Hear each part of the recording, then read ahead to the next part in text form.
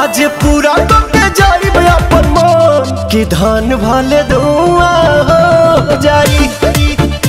आज पूरा करके जाइब अपन मन कि धान भले धुआं हो जाई।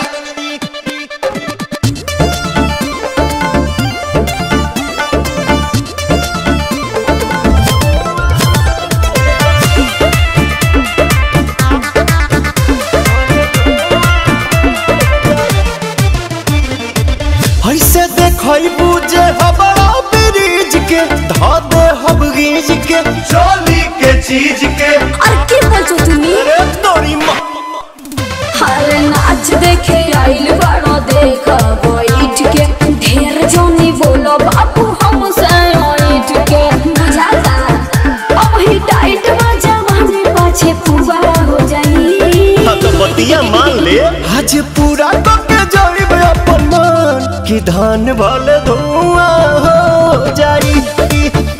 आज पूरा करके जाइब अपन मन कि धान भले धुआं हो जाई।